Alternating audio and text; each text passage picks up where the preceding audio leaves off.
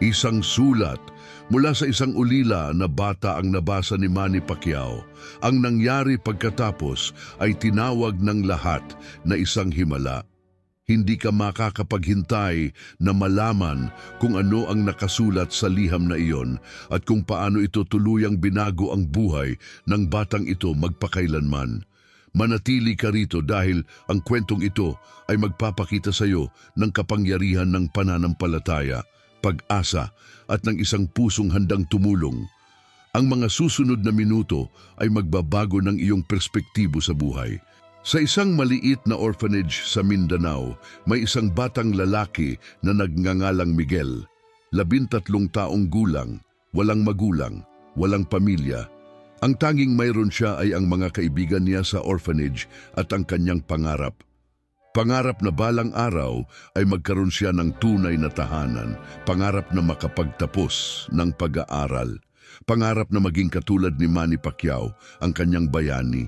Bawat gabi, si Miguel ay nanonood ng mga lumang video ni Manny Pacquiao sa cellphone ng kanilang social worker. Nakikita niya kung paano lumalaban si Manny, kung paano bumangon mula sa kahirapan, kung paano naging kampiyon kahit na wala siyang wala noong una. Ang bawat laban ni Manny ay nagbibigay ng inspirasyon kay Miguel na kahit mahirap ang buhay, may pag-asa pa rin.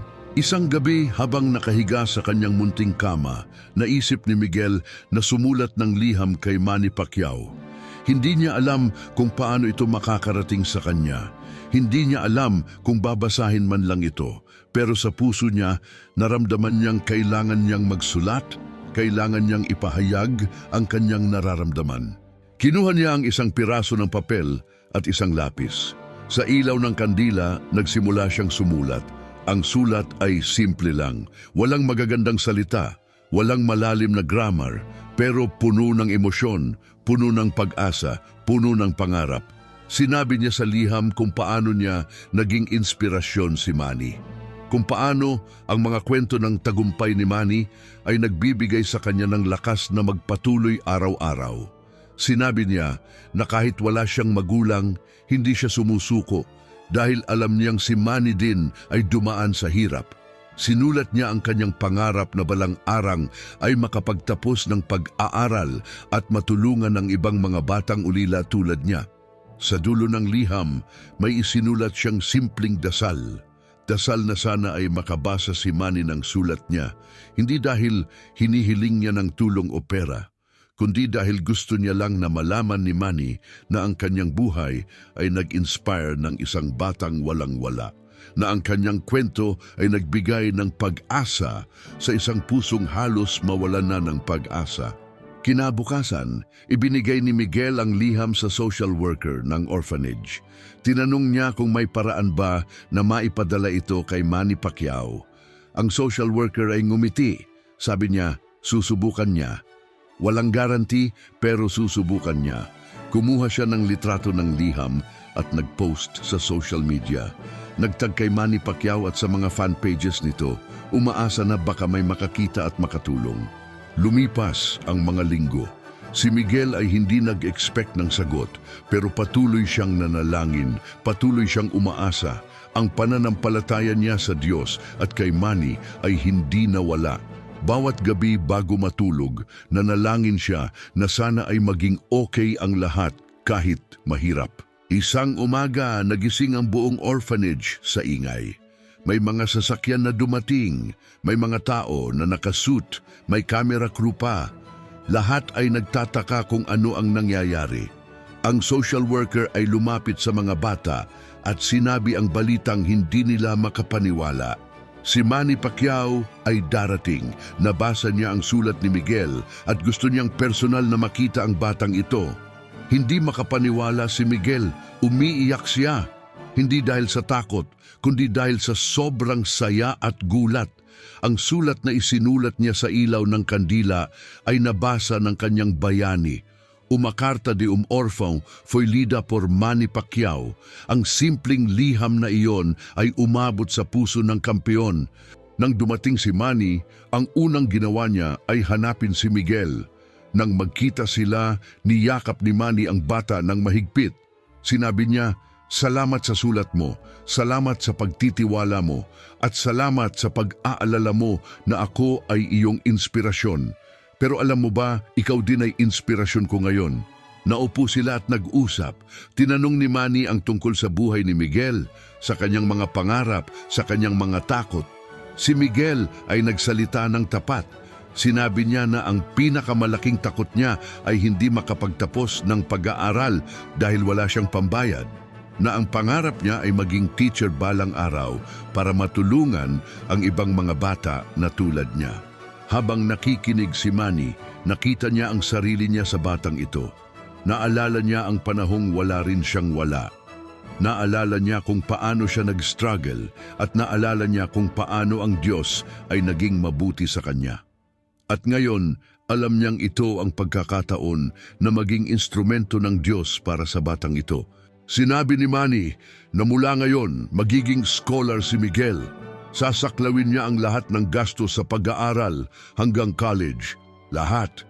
Tuition, books, uniform, baon, lahat. Wala nang alalahanin si Miguel kundi ang mag-aral ng mabuti at tuparin ang kanyang pangarap. Ang buong orphanage ay sumigaw sa tuwa, lahat ay umiiyak. Ito ay isang milagro. Pero hindi doon natapos. Sinabi din ni Manny na ang buong orphanage ay tutulungan niya. Magdodonate siya ng pondo para sa renovation, para sa mas magandang facilities, para sa pagkain, at para sa educational programs ng lahat ng bata doon. Ang kanyang misyon ay siguruhing ang mga batang ito ay may better future. Ang nangyari pagkatapos ay talagang tinawag ng lahat na himala, hindi lang dahil sa financial support, kundi dahil sa pagmamahal at atensyon na ibinigay ni Manny. Siya ay bumalik sa orphanage, nakikipaglaro sa mga bata, nagtuturo ng boxing basics, nag-share ng kanyang kwento at higit sa lahat nag-encourage sa kanila na huwag susuko sa buhay. Si Miguel ay naging simbolo ng pag-asa para sa buong orphanage. Ang sulat niya ay naging daan para sa pagbabago hindi lang ng kanyang buhay, kundi ng buhay ng lahat ng mga bata doon. Ang simpleng aksyon ng pagsusulat ng liham ay naging sanhi ng isang malaking blessing. Ang kwentong ito ay kumalat sa buong Pilipinas. Maraming tao ang nag-react, maraming nag-comment na ito ang tunay na essence ng pagiging Pilipino, ang pagtutulungan, ang pagmamalasakit, at ang pananampalataya na kahit gaano kakahirap ang sitwasyon, may pag-asa pa rin. Pero ano ba talaga ang dahilan kung bakit ginawa ni Manny ito? Sa isang interview, sinabi niya na ang liham ni Miguel ay tumatak sa kanyang puso. Nakita niya sa liham ang purong pag-asa at pananampalataya. Walang hiling na pera o material things. Ang gusto lang ni Miguel ay mag-share ng kanyang appreciation at sabihin na ang buhay ni Manny ay nag-inspire sa kanya. At iyon ang nag-move kay Manny na kumilos. Sabi ni Manny, ang Diyos ay nagbigay sa kanya ng maraming blessings. At ang blessings na iyon ay hindi para sa kanya lang. Ito ay para ibahagi sa mga taong nangangailangan, lalo na sa mga bata na walang magulang. Ang mga batang ito ay deserve ng chance sa buhay, deserve ng edukasyon, deserve ng pagmamahal. Si Miguel ngayon ay nag-aaral ng mabuti, laging top sa klase. Ang motibasyon niya ay simple. Gusto niyang ipakita kay Manny na ang tiwala nito sa kanya ay hindi nasayang.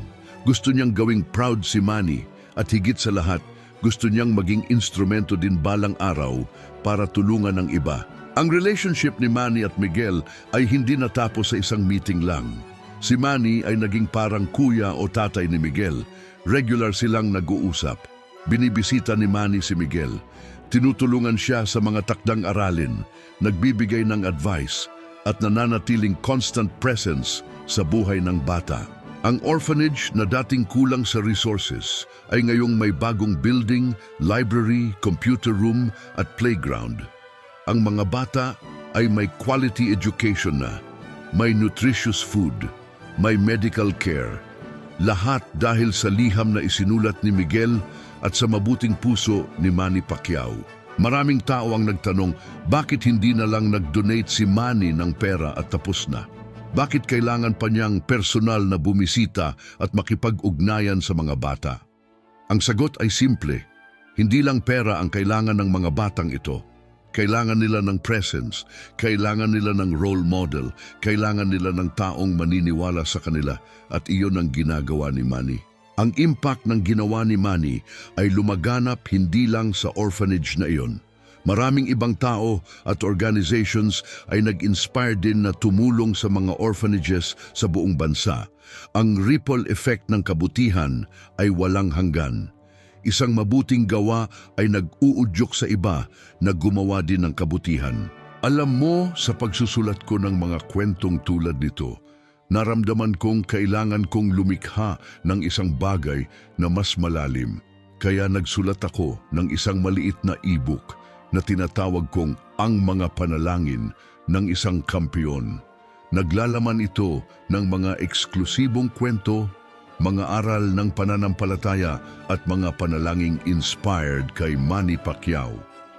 Isinulat ko ito para sa mga taong napukaw ng mga kwentong tulad nito at gustong panatilihing buhay ang ningas ng pananampalataya sa kanilang puso. Kung nakaramdam ka ng kaunting liwanag habang pinapanood mo ito, maaaring makatulong sa iyo ang e-book na ito. May simbolikong halaga lang ito at ang link ay nasa description ng video o sa first comment na nakapin pero walang pressure. Ang importante ay nakarating sa iyo ang mensahe ng hope at faith. Balik tayo sa kwento. Ang liham ni Miguel ay naging dokumentong inspirasyon. Ginawa itong frame at inilagay sa wall ng orphanage bilang paalala na ang pananampalataya at pag-asa ay may kapangyarihan. Na ang simpleng aksyon ay maaring magdulot ng malaking pagbabago at na ang Diyos ay nakikinig sa bawat dasal. Ang mga bata sa orphanage ay nag-inspire din dahil sa kwento ni Miguel.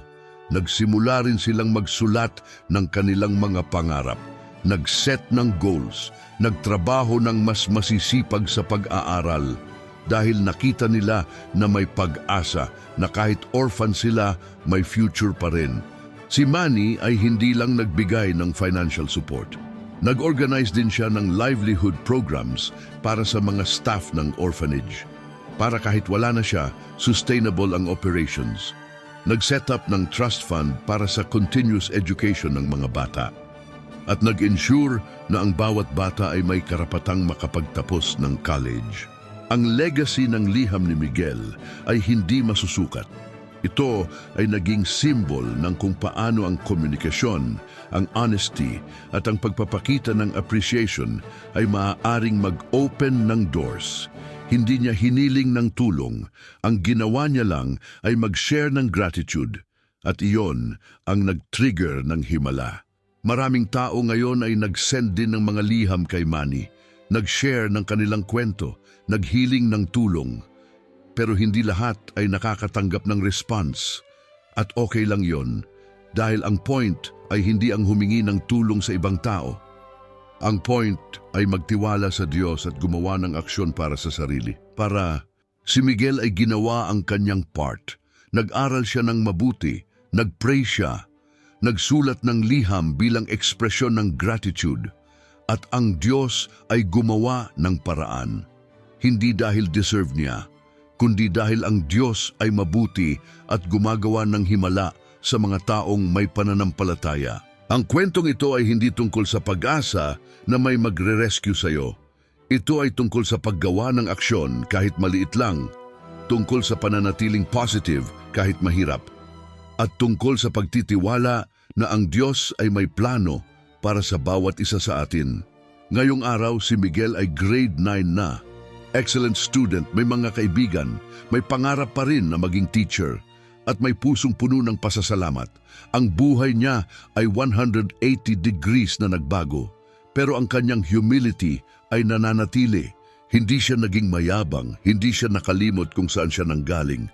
Sinabi ni Miguel sa isang interview na ang pinakamalaking aral na natutunan niya ay ang power ng gratitude. Na ang simpleng thank you, ang simpleng appreciation ay may malaking impact. Na hindi mo kailangang maging mayaman para magbigay. Ang pagbibigay ng appreciation at recognition ay isang form din ng pagbibigay. Uma carta de morfong foi lida por Manny Pacquiao. O que aconteceu em seguida foi considerado um milagro. Ang mga salitang ito ay sumasalamin sa buong kwento, isang liham, isang basahan, at isang himala na nag-unfold. Ang himala ay hindi lang ang financial support. Ang himala ay ang connection na nabuo, ang relasyon na nag-develop, ang transformation hindi lang sa buhay ni Miguel kundi sa buong orphanage. Ang ripple effect na umabot sa libu-libong tao at ang message ng pag-asa na kumalat sa buong bansa. Maraming tao ngayon ay gumagaya kay Miguel, nagsusulat ng thank you letters sa mga taong nag-inspire sa kanila, sa mga teachers, sa mga mentors, sa mga kaibigan, sa mga family members. Dahil ang kwento ni Miguel ay nag-remind sa kanila na ang appreciation ay importante, na ang pagkilala sa kontribusyon ng iba ay dapat ipahayag. Ang orphanage na dating tahimik at walang masyadong bisita ay ngayong puno ng volunteers. Maraming tao ang nag-aalok ng tulong, nag-donate, nag-volunteer ng oras. Lahat dahil gusto nilang maging parte ng himala. Gusto nilang mag-contribute sa pagbabago ng buhay ng mga batang walang magulang. Si Manny ay patuloy na bumibisita, hindi dahil may media coverage, kundi dahil genuine ang kanyang pagmamahal sa mga batang yon. Ang mga bata ay naging parte na ng kanyang extended family at ang commitment niya sa kanila ay hindi nagbabago. Ang faith ni Miguel sa Diyos ay lumakas pa. Natutunan niya na ang panalangin ay may kapangyarihan, na ang Diyos ay tunay na nakikinig, na kahit parang imposible ang isang bagay, sa Diyos ay walang imposible. Ang liham niya ay naging panalangin na sinagot ng Diyos sa paraang hindi niya inasahan. Ngayon, isipin mo, meron ka bang gustong pasalamatan? Meron ka bang taong nag-inspire sa'yo? Kailan mo huling sinabi sa kanila na important sila sa'yo? Huwag maghintay ng perfect timing. Gumawa ng aksyon ngayon. Sumulat ng liham, mag-text, magtawag, ipakita ang iyong appreciation dahil hindi mo alam kung anong himala ang maaaring mangyari dahil sa simpleng aksyon na iyon. Ang legacy ni Manny Pacquiao ay hindi lang ang kanyang boxing achievements. Ito ay ang kanyang mabuting puso, ang kanyang generosity, ang kanyang faith sa Diyos, at ang kanyang commitment na gawing mas maganda ang buhay ng mga taong nangangailangan. Iyan ang tunay na definition ng kampyon. Si Miguel ay nag-promise kay Manny na balang araw, kapag nag-graduate na siya at naging successful, tutulungan din niya ang ibang mga bata. Ipapasa niya ang blessings, ipapasa niya ang kabutihan, at iyon ang magpatuloy ng cycle ng pagmamahal at pagtulong. Ang kwentong ito ay nagpapakita na ang bawat isa sa atin ay may kakayahang gumawa ng pagbabago. Hindi kailangan na maging celebrity o mayaman. Ang kailangan lang ay mabuting puso at willingness na tumulong. Minsan, ang simpleng pagbibigay ng oras, atensyon o appreciation ay sapat na para mag-create ng impact. Ang liham ni Miguel ay naging inspiration din sa ibang orphans sa buong bansa.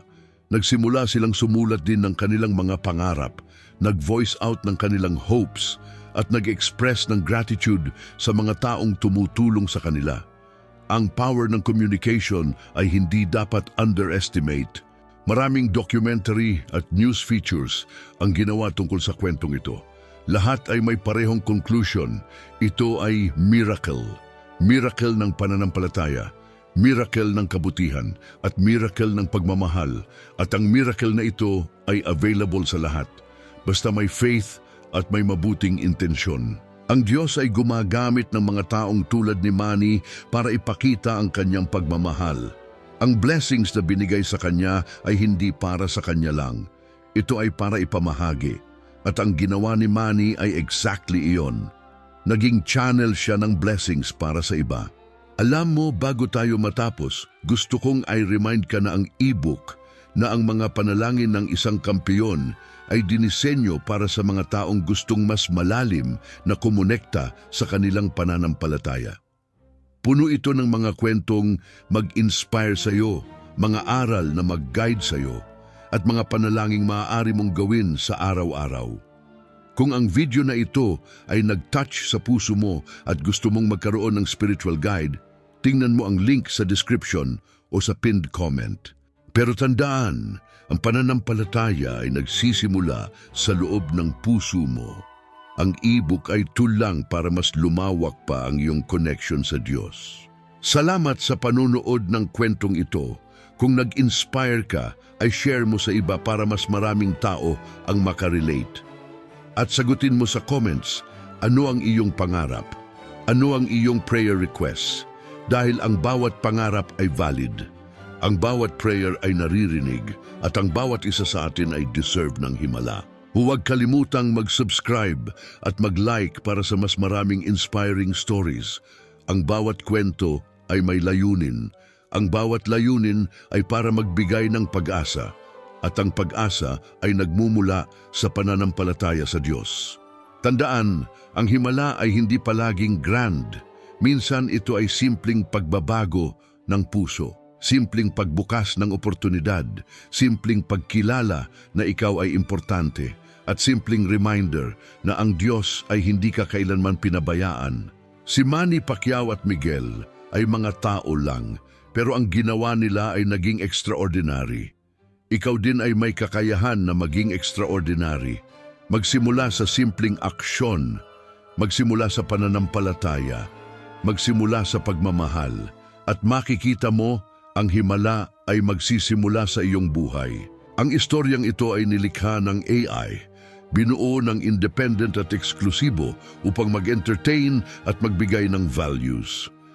Ang mga figure, entidad, senaryo, katotohanan at sitwasyong ipinakita ay katang-isip lamang at bahagi ng creativity ng mga may akda.